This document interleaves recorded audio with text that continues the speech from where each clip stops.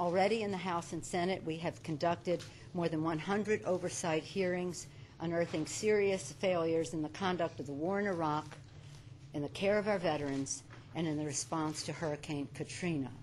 Essential to our democracy is an independent judicial system. Our U.S. attorneys are on the front line in the fight against terrorism, public corruption, and violent crime. Reports in this morning's newspapers allege that the decision to fire U.S. attorneys reached the highest levels at the White House and were prompted by President Bush for political reasons. In the election, the American people asked for a new direction. Restoring accountability and openness in government are the first steps to make progress for all Americans. In 1993 to 1994, when both houses of Congress and the presidency were controlled by Democrats, the House Government Operations Committee held 135 oversight or investigative hearings. That was a Democratic president, a Democratic House, and a Democratic Senate. In 2004-05, in contrast, under unified Republican government, the panel held just 37. 100 less. We have held more than 100 oversight hearings in only the first 2.5 months of the 110th Congress. Ladies and gentlemen, the era of accountability, of oversight, began on November 7th. We are pursuing it vigorously. The American public expect no less.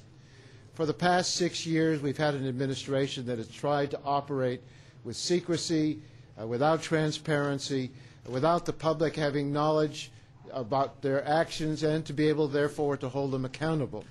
Well, this week, Congress is finally pushing back. The 5 bills we'll be considering over the next 2 days will reassert the principle that democracy thrives on openness and accountability. Taken as a whole, these 5 bills will send a clear signal that Congress has heard the public's call for fundamental reform. The nation wants Congress to clean up the operations of government, and these bills are a major step toward restoring public confidence in government.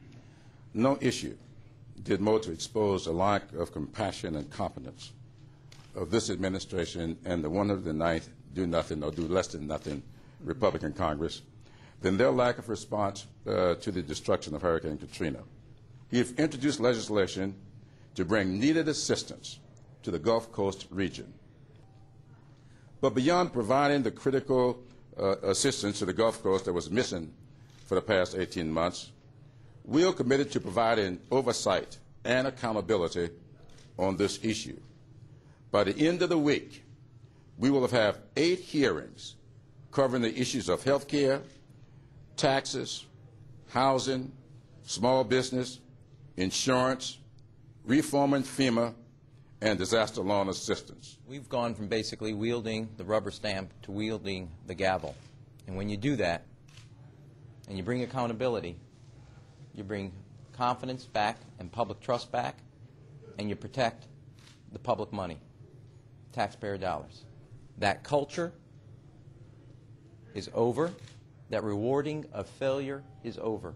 In just the last 3 weeks, more people were forced out of their jobs than the entire prior 6 years under this administration, because a new Congress that had the byword of accountability, accountability, accountability changed the way business was done in Washington.